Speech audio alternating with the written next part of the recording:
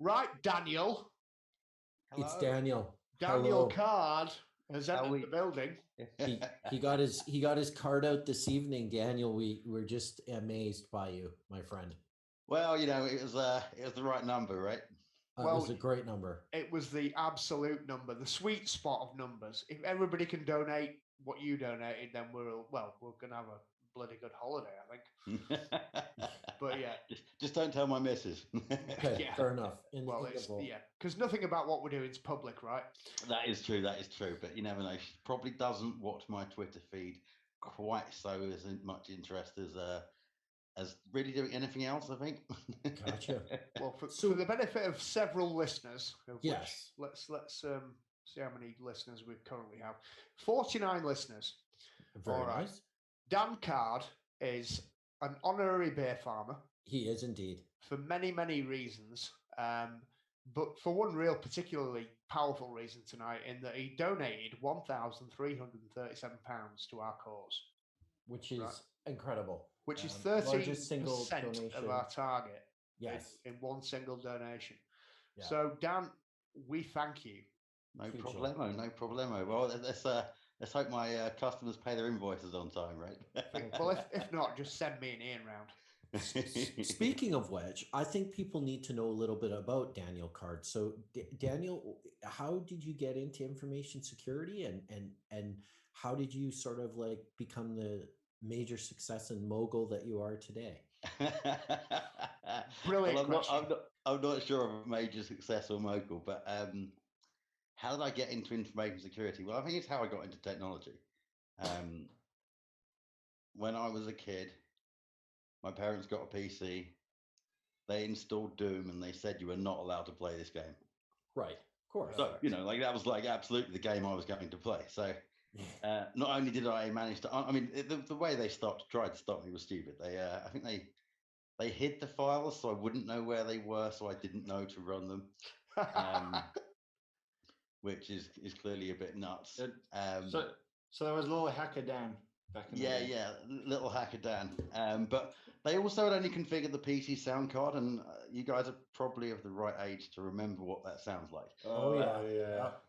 That was pretty shit. Anyway, I enabled the Sound Blaster, and I scared the shit out of myself because imps jumping out at you, fireballs growling, not on the PC speaker was a different experience.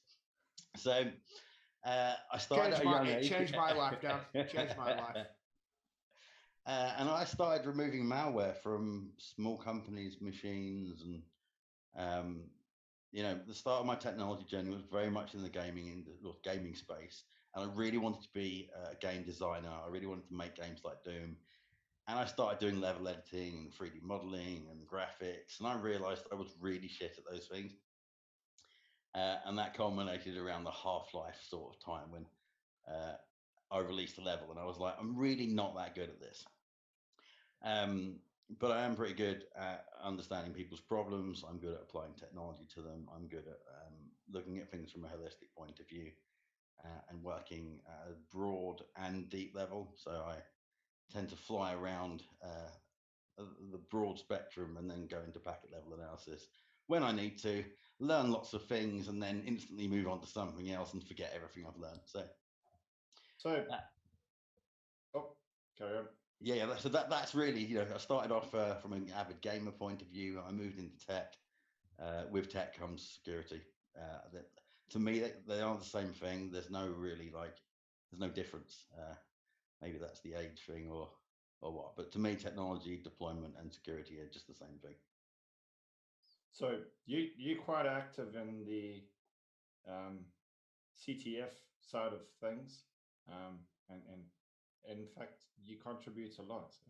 You do quite a few CTFs for the B-sides. Do you want to maybe give a quick overview of what Pawn Defend is? Yeah. So how it started and that. I started just before you do that, I apologise for my colleague's language there. It's Pwn Defend, not Pawn. Whatever. My Scottish. So I started Pwn Defend. I obviously play Hack the Box, and I work on CTFs, and hacking all the things is great. And I decided to create something, to start with, just to see if anyone would play. So I just built a vulnerable web service, made a little game box. But I thought I'd do it with a twist. I wouldn't do it in an arena. I thought I'd do it just open on the internet and see how long it took someone to bone it. And from there, it really grew. So people started playing. I started doing guerrilla CTFs at conferences. And really, my idea here is to bring real world scenarios with real world tech that you will see if you go into the security. If you work in technology, you'll see this stuff in companies. And I'm trying to bring that into the CTF arena more. So I'm trying to bring stuff that's realistic, but I'm also trying to bring stuff into the arena that means people with any level of skill can play. I always see on Twitter people say, "Oh, I'm not good enough to play CTFs." Everyone is good enough to play in a CTF. Until you play, you won't learn any skills. Like there should definitely a route to everyone. So that's why I created Pwn Defend, and touch wood, so far it's gone pretty well. Yeah, personally, I think it's a huge asset to the community. So a big thank you for the work you've done. It's cool. That's cool. I mean, the security community is great. I know there's a lot of drama on Twitter, and it's very easy to say something that offends someone, or they get offended at being offended, or you know the world. But there's so much good in the community. The people I'm meeting, yourselves included, but every day I speak to someone new. One of the things that I love about engaging online and through the community space is if you don't just use it as an echo chamber and you talk to people, it's really a great place to meet people, to help people, to learn from people.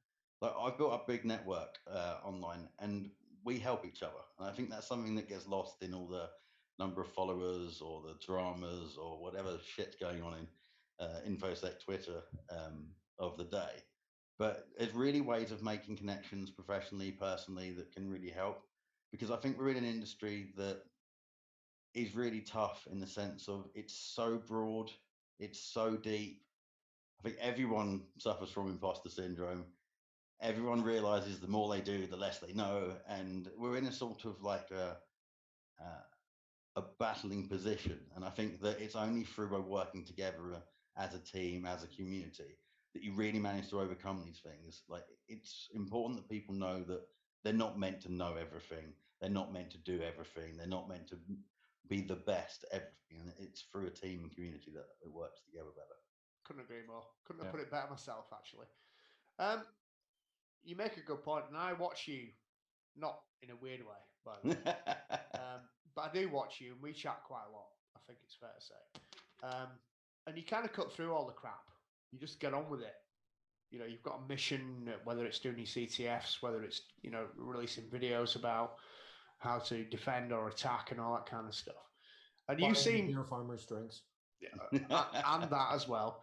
But you do seem to have an almost unique ability to just detach from all the crap and get on with what we're all about. So just explain to people how you do that. I just started blocking everyone that talks shit. What a great approach. Which isn't true, right? I spent ages not blocking anyone. It takes a lot for me to block someone. I just try and focus on what I'm doing professionally as well as like with people. My days, as you can probably see from when I put my Frog Morning World messages, my days are sometimes really long. I get up quite early. I work a stupid number of hours, and I try and balance everything badly. And I think that really just by focusing on what you want to do and what you're trying to get out of the world, and not focusing on the drama so much, it really helps. And like I said, I try not to echo chamber in Twitter. Sometimes I go on massive rants or long threads, but I'll try and engage with people. I actually want to talk to people. I want a conversation. I don't just want to shout my opinion in the world. So that's what I think. I think it's more about communication with each other than it is about communicating your point. Because I know every day that I learn something, I learn that I don't know enough. And I love learning. So the more I learn, the more I know I don't know anything, the better I feel about that fact, because you have to accept it. I've been in the industry for, coming on to 20 years probably. And that doesn't include like my really young days. And I'm like, well, I'm never going to be the best at everything in the world, and that's okay. But I am pretty good at what I do. I love what I do. It's great fun. I love helping companies. I love helping people. So if you take that positive approach and try and apply that as pragmatically as possible, because the world is a shit place. Yeah. Um, And we can't do everything, can we? Right? no, absolutely. Also, everyone has a fucking opinion, right? Like, you can post something, or you can talk to someone in a conference, or you can speak to someone in a meeting room, and someone will say something about technology which is like, they're right, you're wrong. Yeah. And that you just got to accept that that's the case. And if you can have a debate with them and get them to be more level-headed, or Good luck with that. you know, like, if it matters enough, you can start arguing and you can defend your position, or you can put, you know, whatever you need to do. Other time, you just say, well, he's just going to moan, or she's going to moan anyway, or they're just going to have that opinion, or they love VMware or Microsoft, or they love penguins. And it's like, cool, you love penguins and you want penguins used everywhere. Go ahead, that's cool. I don't really care, as long as the tech does what the business objective is, and it's adoptable, it's usable, it's supportable, and it fits within your constraints. I'm pretty cool with it. So Yeah.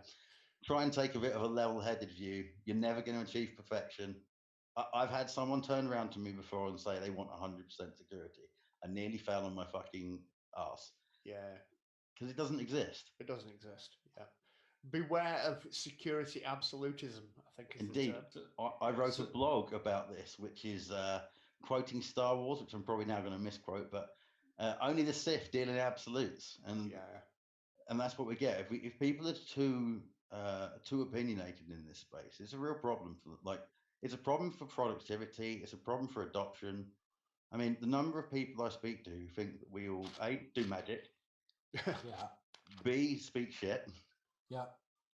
and they just want to get on, do their business, and they want to, like, you know, they have focuses. It's not that people don't care about security. It's just they care about other things as well. So it's all about making sure you're mixing, you know, understanding your requirements and mixing your viewpoints and perspectives so that you can draw a full picture. Because some business models rely on certain things happening. Yeah. And it's important to understand business architecture, business drivers, and business operating models, as well as all the zeros and ones and the, you know, the risk points, the vulnerabilities, and all the crazy shit you see in a computer. Yeah. But in the end, we're mainly here, and I'm excluding some of the defense and critical infrastructure stuff in this, but as the majority of people are working in the commercial space, they are defending against commodity threats. You know, you need to be pragmatic about what you do. Yep. Yes, you do. And I think you nail it there, really, Dan, with the word pragmatism. Yeah, we can't get everything we want, and we'll never nail 100% security. And it's about picking your battles, using your time, your resources, your people, your expertise wisely to get the right result, and apply controls where they're actually needed. You know, and that's incredibly important. Well, it's very hard to make every single, take the CIS control set, right? It's a great baseline. It's got, you know, thousands of settings in from memory. Yeah. It's very difficult to do everything. Like, it's important to pick what's important. Like, the number of organizations that you can walk into and run Responder and get either userland or domain admin is nuts. So it's like, when we start doing the foundations, and I'm going to avoid the basic term, but if we can start working on the foundations, if we can start engaging with the business, if we can start having business language conversations and implementing controls that are adoptable, that people can use, that are within the constraints of budget, resources, skills, training, and all the other pieces, you're going to find your journeys a lot easier. It's not going to necessarily be easy, because we are essentially in a very hard space.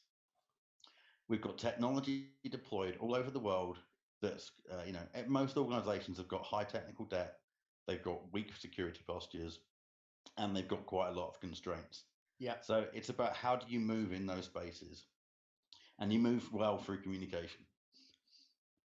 Yeah, no, I agree. Completely agree. So, okay. Yeah. I had a question, Dan. Yeah, sure. What's it like? What's it like to own a Ford Mondeo? It's funny because it's probably got more Volvo components than it has Ford. For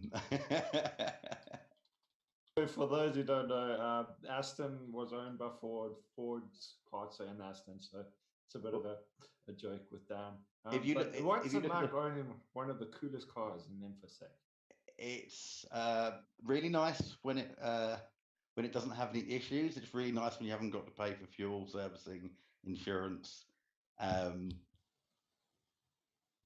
It's a cool car, right? It's I don't do a lot apart from work. I work, spend whatever time I can with my family, and then I like driving. So it's Do you ever pretend to be James Bond? I've got the James Bond soundtrack in the car.